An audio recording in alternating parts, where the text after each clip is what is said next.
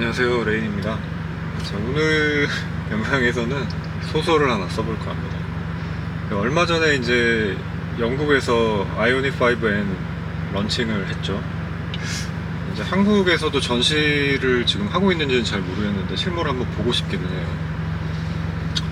그래서 아이오닉 5 런칭 이후에 이제 뭐 하드웨어 스펙이라든지 연구진 분들 인터뷰 내용이라던가 이제 그런 내용들을 좀 보면서 제가 개인적으로 되게 인상 깊게 봤었던 부분이 있어서 거기에 대한 얘기를 하나 해볼까 합니다.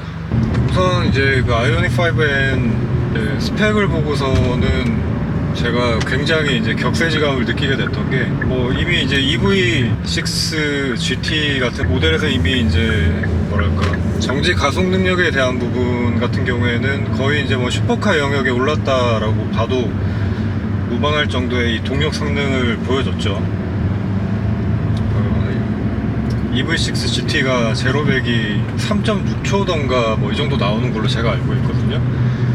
근데 이 뭐 차 좋아하시는 분들은 다 아시겠지만 내연기관차에서 제로백이 3초대가 나온다라는 건 이미 뭐 성능으로서는 더 이상 가속 성능으로서는 더 이상 뭐 말할 필요가 없다라는 정도의 수준으로 이해가 되는 부분이고, 한국 자동차 산업의 이제 이 발전 역사를 봤을 때 특히 그냥 저렴하고 유지 관리 비용이 저렴한 차라는 인식 때문에 현대 기아 자동차를 보통은 많이들 타고 다녔던 게 불과 한 10년 전 정도밖에 안 되는 것 같거든요. 근데 그 사이에 벌써 한국의 제조사가 이렇게 제로백 3초대 차를, 그것도 스포츠카도 아닌 SUV 혹은 뭐 CUV 형태의 자동차로 만들어내다니 굉장히 그 과거의 어떤 변화를 지켜봐 왔던 입장에서는 더더욱이 꽤나 이게 임팩트가 강하게 다가왔거든요. 야, 이제 동력 성능으로서는 뭐 또 세계 어디에 내놔도 절대 꿀리지가 않겠구나, 그런 부분들이 이제 확인이 된 순간이었죠. 그리고 이제 그 이후에 출시가 된다라고 이제 거의 한 1년 정도 기간 동안 계속 말이 많았었던, 뭐 로드맵상에 있긴 했지만, 이제 아이오닉 5N 같은 경우에는 뭐 아무래도 현대 N 브랜드, 특히 그 중에서 이제 전동화, 차세대 전동화 모델의 고성능 자동차에 딱 첫 발자국을 떼는 모델이기 때문에 아무래도 동력 성능을 비롯해서 모든 부분에 최대한 할 수 있는 기술들은 다 넣어서 아마 나오지 않을까라고 이제 기대를 하고 있었습니다. 그리고 이제 나온 결과물이 뭐 역시 아니나 다를까 운전의 재미라는 측면에서, 그러니까 동력 성능뿐만이 아니고요.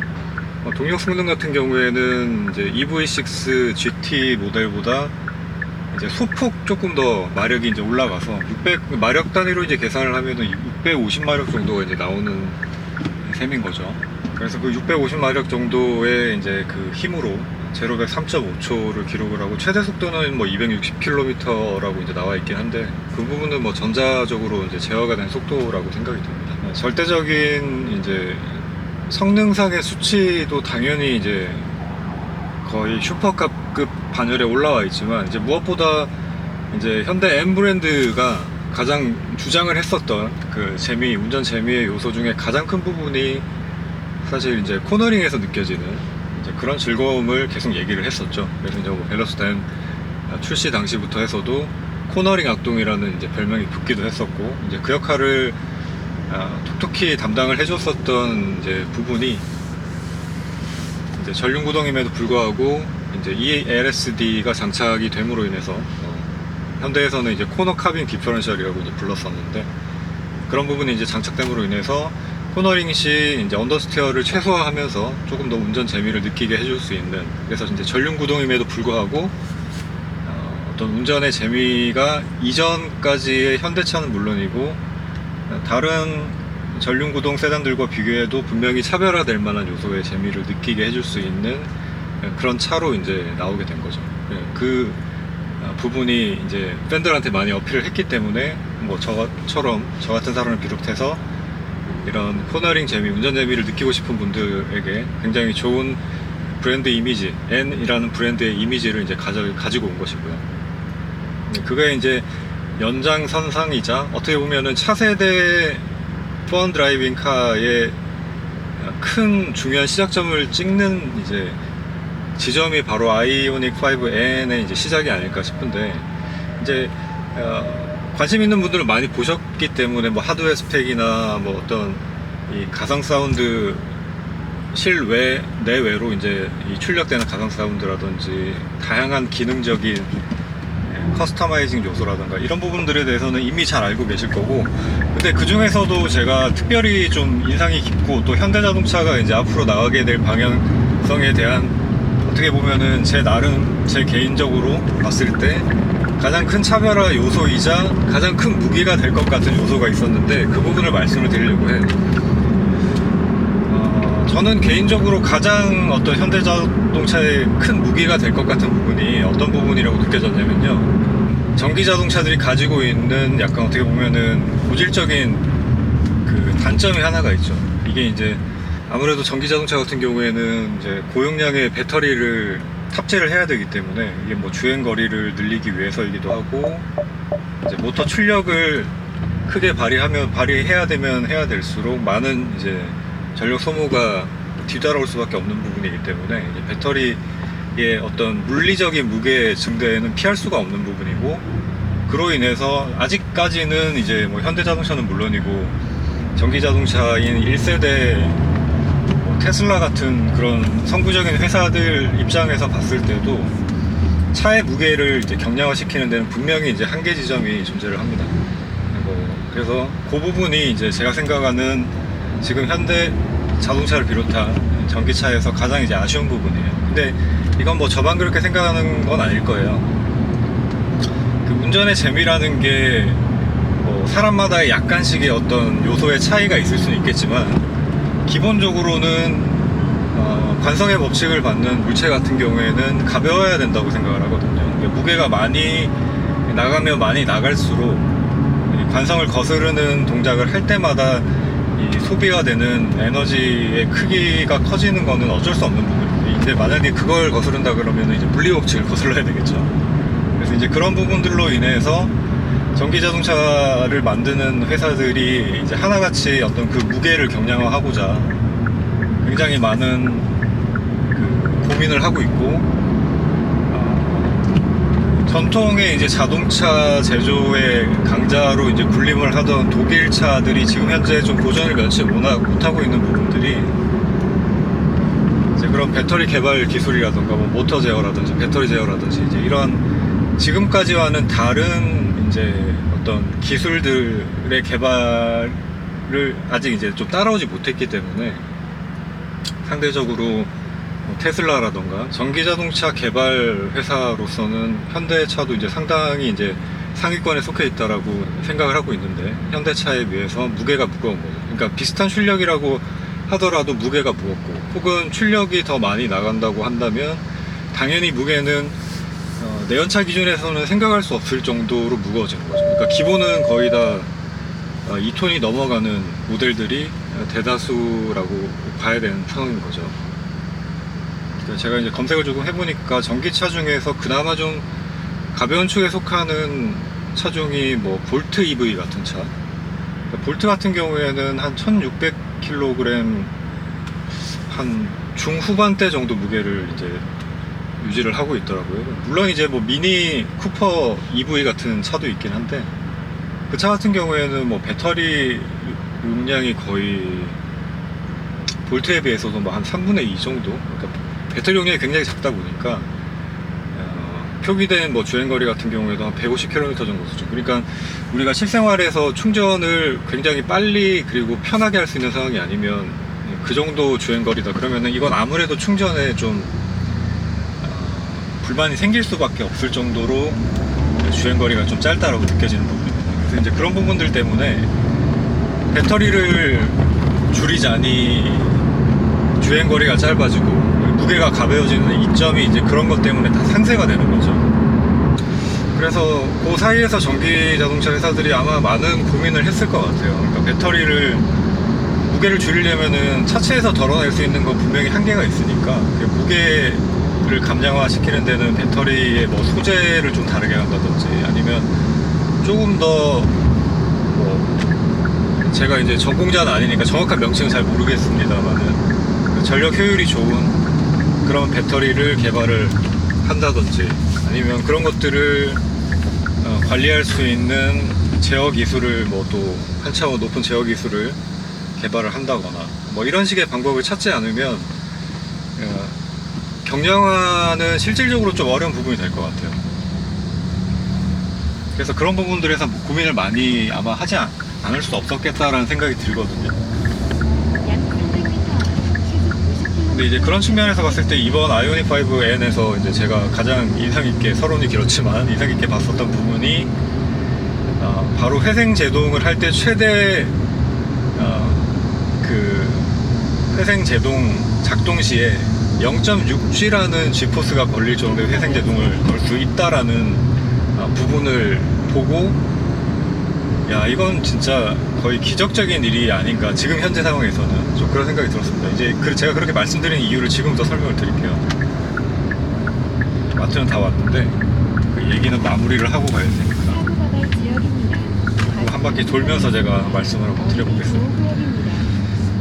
자, 지금 제가 이제 관련 자료를 좀 찾아봤습니다. 그래서 그냥 0.6G라는 수치만 보고 0.6G라는 수치가 뭐 대단한 수치인 건가, 뭐 그 정도로 이제 회생제동을 걸게 되면 얼마만큼 발전을 할 수 있는 것인가, 뭐 이런 거에 대한 자료는 제가 지금 일단 찾아봤을 때는, 제가 뭐 그런 걸 역추적해서 계산할 정도의 공학적 지식이나 이런 게 있는 사람은 아니니까 찾을 수가 없었어요, 안타깝게도. 근데 이제 기본적으로는 테슬라라든지 이제 뭐 볼트라던가 이런 EV들에서 최대 회생 제동을 걸었을 때 걸리는 G의 양이 이제 그래프로 이제 비교돼 있는 걸 제가 잠깐 봤습니다. 제가 잘 이해를 한 건지는 모르겠지만 의외로 테슬라보다 볼트가 좀 회생 제동이 많이 걸리게끔 돼 있었고, 제 기억으로는 그게 한 0.4G 정도 수준이었어요. 0.45G였나? 하여튼 그 정도 수준이었습니다. 그러니까 그것보다도 한 0.2G 정도를 더 걸 수 있다는 얘기잖아요. 그래서 지금까지 지금 출시된 차종 중에서는 뭐 일부 하이퍼 전기기 차들을 제외한 나머지 대중차들 중에서는 가장 높은 양의 회생 제동을 걸 수 있는 게 아닌가라는 생각이 들었습니다. 실제적으로 이제 연구원분들이 이제 인터뷰하는 내용을 봤을 때도 그 정도의 이제 강한 회생 제동을 걸어줌으로 인해서 그 코너링 시에 이제 턱인 효과 같은 것들, 뭐 보통 보면은 그 광고 씬에서도 많이 나오는 장면들인데, 그러니까 리프트 오프 오버스티어라 그래가지고 이제 악셀에서 발을 떼고 엔진 브레이크를 강하게 걸었을 때 차가 이제 강한 제동이 걸리면서 뒤가 들려서 이제 오버스티어가 일어나는 이제 그런 현상들이 이제 광고 영상에도 나오더라고요. 그래서 그거를 이제 뭐 정도에 따라서는 턱인이라고 보통 부르는데, 코너링을 할 때 이제 악셀을 떼면 차가 안쪽으로 말려 들어가는 이제 그런 것들 얘기를 하는 거죠. 그래서 이제 그런 턱인 동작까지 만들어낼 수 있는 그런 정도의 회생 제동량이라고 얘기를 하고, 제가 이제 경주용차는 안 타봤기 때문에 뭐 그 부분에 대해서는 제가 체감을 안 해본 부분이니까 뭐라 얘기를 할 수는 없잖아요. 그렇지만 이제 그 역시도 이제 보도자료 같은 것들을 통해서 봤을 때 연구원분들 인터뷰에서 보니까 이제 TCR 기준으로 했을 때 직선에서 강한 브레이킹을 넣었을 때 이제 브레이킹으로 발생하는 G의 양이 한 1G 정도가 된다고 하더라고요. 그러니까 1G에 비교를 해봤을 때 0.6G다 그러면은 상당한 이제 G포스라고 볼 수가 있겠죠. 그러니까 우리가 이제 일상생활에서 위기 상황을 느껴서 그 브레이크를 밟는 정도에 가까운 그 정도의 G가 걸린다라고 볼 수 있을 것 같습니다. 근데 이제 강한 회생 제동이 걸리게 되면 그만큼 많은 발전을 할 수 있는 건 이제 자명한 사실인 것 같아요. 이제 근데 왜 제조사들이 지금까지 그걸 못했느냐? 이유는 크게는 두 가지 이유를 생각을 해볼 수 있을 것 같아요. 한 가지는 이제 당연히 그런 강한 회생 제동이 걸리게 되면 이게 승차감이 안 좋을 수밖에 없겠죠. 옆에서 누가 그 브레이크를 갑자기 쿡 이렇게 밟는다 그러면 당연히 승차감을 저해하는 큰 요소가 될 테니까, 그런 식의 회생 제동은 실제로 이제 전기차를 타시는 분들 같은 경우에도, 제가 테슬라는 안 타봤지만 뭐 아이오닉 5 같은 차종 혹은 뭐 볼트 EV 같은 차에서도 이제 회생제동을 최고 단계로 걸어서 느껴지는 그런 이제 어떤 감속시 발생하는 G, 그게 이제 뭐 기껏해야 뭐 한 0.3G 정도 아마 수준일 텐데, 그 정도의 G의 수준으로만 인해서도 이거는 이제 이런 느낌이 생소한 분들, 우리가 보면은 저 같은 경우에는 이제 수동 변속기 차를 좋아하기도 하고 이제 뭐 카트 같은 뭐 그런 것들에 대한 이제 경험이 있다 보니까 이제 어떤 그런 종방향으로 발생하는 G 같은 거에 대해서 뭐 어느 정도는 좀 예측이 되는 부분이고, 그게 그렇게까지 위화감으로 다가오진 않았거든요. 근데 이제 일반적인 자동 변속기를 타시는 분들 기준에서 생각을 해보자면 한 0.4G 정도 수준으로만 회생제동이 걸려도 되게 불편하다고 생각을 하시는 분들이 많을 것 같아요. 실제적으로 봤을 때에도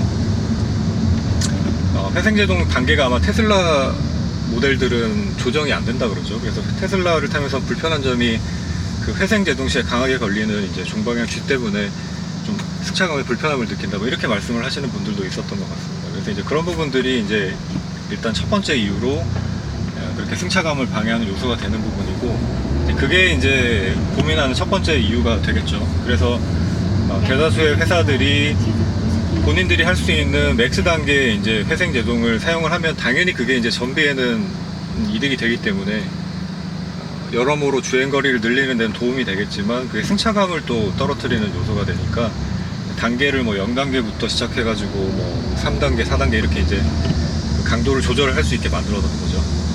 근데 이제 그게 일반적인 차들 같은 경우에는 그런 부분을 고민을 해야 되는 부분이지만, 이게 이제 스포츠카 같은 경우에는 아까도 말씀드렸듯이 뭐 리프트오프 오버스티어라던가 그 다음에 그런 강한 회생제동을 이용해서 터빈을 만들어 줄 수 있는 건 오히려 이제 장점의 요소로 작용을 할 수가 있거든요. 그래서 이제 그런 부분들을 아이오닉 5N에 이제 굉장히 잘 녹여낸 그런 측면이 있는 거고, 근데 여기서 또 이제 중요한 두 번째 요소가 있습니다.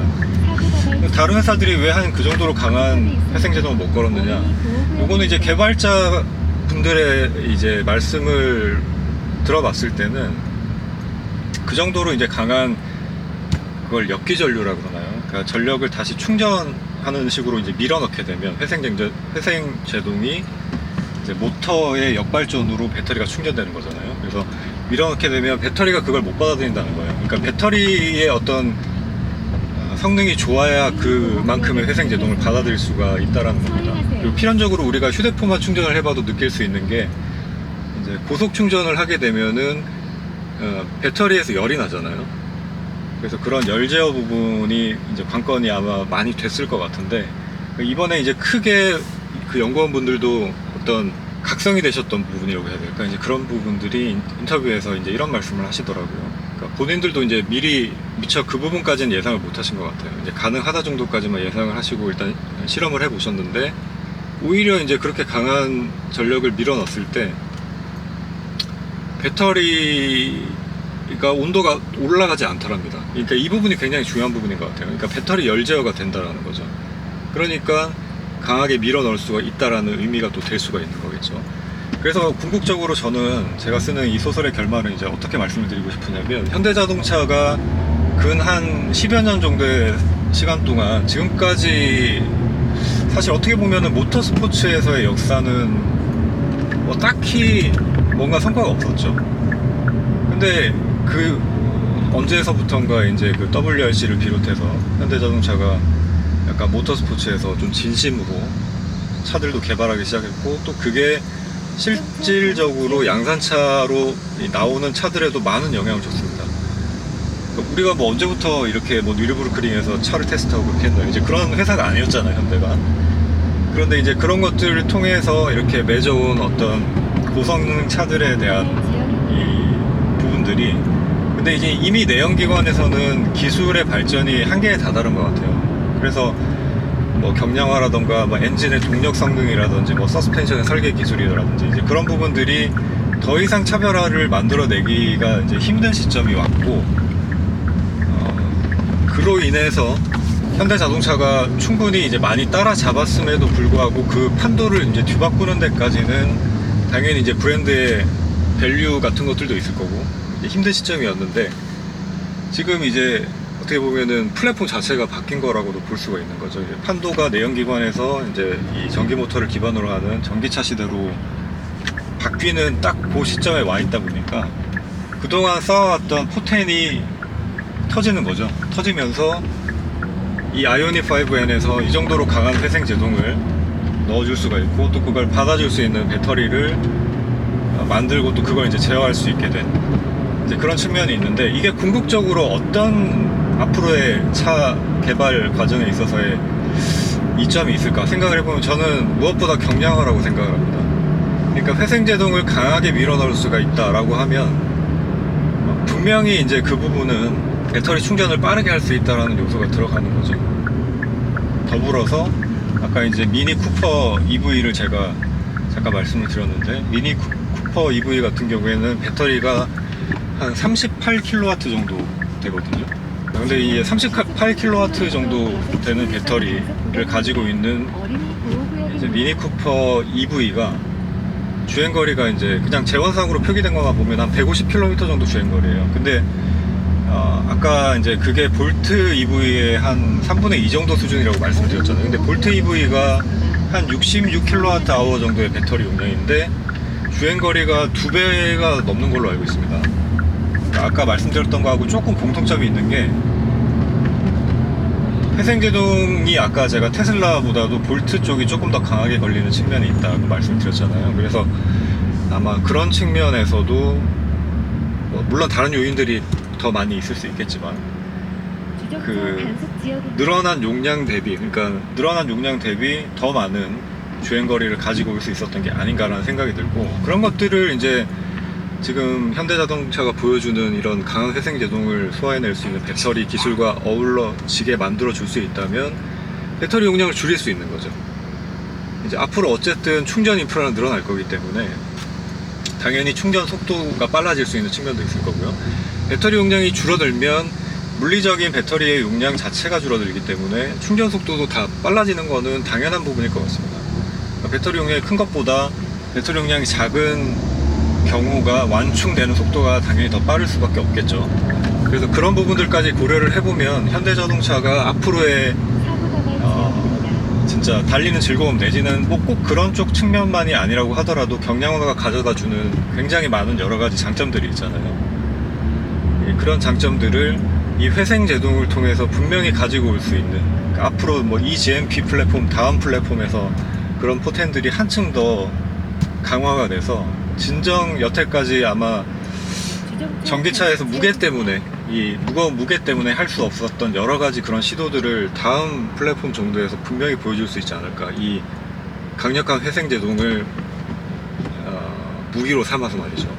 그런 생각이 저는 들었습니다. 그래서 앞으로의 현대차에 좀 기대가 되는 부분이, 그러니까 아이오닉 5가 분명히 제가 뭐 아직 타보진 않았고 실제로 보지도 못했지만 지금까지의 내연기관 N들의 경험으로만 인해서도 충분히 차가 재밌을 거라는 정도는 당연히 느낄 수가 있는 부분이에요. 근데 그 부두드 페스티벌에서도 이제 아이오닉 5의 움직임을 봤는데 당연히 전기차라고 생각을 하고 보자면은 이 정도까지 움직여 주는구나 라는 느낌은 있었지만 아직 어떤 게 느껴졌냐면요, 차가 무겁다라는 게 느껴졌습니다. 특히 이제 드리프트를 할 때 이제 순간적으로 방향을 이렇게 한쪽으로 미끄러지다가 여기서 역으로 뭐 리버스로 간다던가 이제 이런 식의 움직임을 할 때가 이제 특히 그 무거운 무게가 느껴질 수밖에 없었거든요. 이제 그런 부분에서의 움직임은 아무래도 가벼운 차를 따라갈 수가 없다라는 거죠. 그러니까 이게 출력이 뭐 거기서 더 올라간다 그래도 타이어가 버틸 수 있는 뭐 한계라는 것도 있을 것이고, 아까 말씀드린 뭐 여러 가지 부분, 물리 법칙을 거스를 수 없는 이제 여러 가지 그런 부분들이 있기 때문에 차가 가벼워지는 거는 재미를 위해서나 뭐 에너지 절약 측면에서나 뭐 여러모로 봤을 때 거의 필연적인 부분이라고 보여지는데, 전기차 개발을 하고 있는 이 많은 회사들이 지금 엄청 그 부분에 대해서 고민을 하고 여러모로 연구를 많이 하고 있을 거 아니에요. 근데 그 무게의 상당 부분을 차지를 하는 배터리를 이런 식으로 급속 충전을 할 수 있거나 더더욱이 회생제동을 강하게 밀어넣어서 그런 부분을 해소를 해주고, 그 다음에 그 회생제동을 또 응용을 해서 배터리 용량을 좀 줄임에도 불구하고 비슷한 수준의 주행거리를 만들어준다든지, 그러니까 이런 기술들을 적극적으로 활용을 앞으로 현대차에서 해준다면 여태까지는 어떤 달리는 재미, 가볍고 이런 어떤 달리는 재미를 가지고 있는 그런 차를 만나볼 수 있는 기회가, 그것도 뭐 옛날 얘기긴 한데 90년대 일본차 정도밖에 없었다라고 본다면, 이제 대표적인 예가 이제 뭐 MX-5 같은 차들이 되겠죠. 그런 90년대 일본 차들에서 느껴지는 그런 감성들을 이제 앞으로 다가오는 이 시대에는 현대차에서 전기차의 플랫폼으로 느껴볼 수 있는 시대가 오지 않을까, 그런 부분들이 저는 너무 이제 기대가 되는 부분입니다. 그래서 그런 소설을 한번 써봤어요. 서행하세요. 현대차가 지금 아이오닉5를 통해서 이렇게 어떻게 보면은 저는 더 강한 정도의 회생제동을 받아들일 수 있다라고, 이미 그 정도의 기술이 있다라고 생각이 드는데, 근데 이제 아까 말씀드렸었던 어떤 승차감 부분이라던가, 그러니까 요게 이제 0.6G가 ABS가 걸리기 전에 제동 상황에서의 최대 맥스 회생제동이 0.6G고 ABS가 터지는 상황에서는 0.3G라 그러더라고요. 근데 뭐 그건 당연한 부분이겠죠. ABS가 터지는 상황은 이미 이제 타이어 그립이 없는 상황이니까 거기서 너무 세게 회생제동을 걸어버리면 당연히 이거는 제어가 안 되는 영역이 되는 거니까 당연한 부분인데, 어쨌든 ABS가 터지는 상황에서도 0.3G 정도면은 이게 작은 양이 아니거든요. 그래서 그 정도 회생제동을 걸어줄 수 있다는 그 부분, 그런 것들을 활용을 해서 앞으로의 어떤 현대차가 지금까지 보여준 모습만 해도 저는 충분히 놀랍다라고 보지만, 이게 이제 본격적으로 전기차의 시대가 되는 시점에서는 더더욱이 달라진 현대차의 모습을 보게 되지 않을까라는 큰 기대감이 있습니다. 네, 이렇게 제가 아이오닉5N을 보면서 앞으로 한 5년에서 한 6년 사이에 소설을 한번 써봤습니다. 지금까지는 다 그냥 제 머릿속에서 이제 이렇게 써본 소설이고요. 검증된 내용은 아닙니다. 지금 제가 말씀을 드리는 것들도 이제 그 런칭 행사 때 이제 연구원 분들 인터뷰하는 내용이라던가, 또 제가 찾아본 자료를 토대로 그냥 써본 소설이기 때문에, 심지어 저는 이과생도 아니에요. 그렇기 때문에 계산이라던가 이제 뭐 어떤 구체적인 그런 부분들은 당연히 많이 틀릴 수 있다라는 점 좀 염두에 두시고 좀 양해해서 들어주시면 좋겠고요. 근데 뭐 소설이라고 해도 이 정도면 즐거운 소설 아닌가요? 그러니까 앞으로 전기차 시대가 크게 기대가 되는 그 이유 중에 하나고, 또 그 부분에 있어서 이제 선두주자를 현대차가 할 수 있다라는 게, 그러니까 대한민국 국민 한 사람으로서 뭐 이래저래 물론 말도 많습니다만 또 잘한 부분은 칭찬을 해줘야 되겠죠. 앞으로 또 정진해서 한번 세계 탑을 한번 찍어봤으면 좋겠다라는 생각이 듭니다. 네, 그런 말씀을 드리고 싶었어요. 자, 이제 장마는 끝이 난 것 같고요. 지금 밖은 하늘은 되게 진짜 푸르고 보기는 좋은데, 날씨는 지금 뭐 벌써 12시인데 지금 34도를 찍고 있네요. 본격적으로 8월달 되면은 뭐 더 더워지겠죠? 더운 날 건강관리들 좀 더 신경 쓰셔서 잘 하시기를 바라고요. 지금 코로나가 뭐 다시 유행을 한다라는 말들이 있고, 또 저희 아버지도 얼마 전에 코로나 2번째로 또 걸리셔가지고 고생 많이 하셨는데, 또 개인 위생관리 신경 쓰셔가지고 건강하게 여름 잘 즐겁게 보내시길 바라겠고, 또 이번에 이제 큰 비 때문에 피해보신 분들이 많이 계신데, 그분들이 좀 각 정부 부처의 어떤 도움이나 또 이웃의 도움으로 좀 잘 이겨낼 수 있게 되시기를 바라면서 이번 영상을 마무리를 해보겠습니다. 자, 지금까지 소설 쓰는 레인이었습니다. 자, 저는 다음 영상으로 다시 돌아오겠습니다. 감사합니다.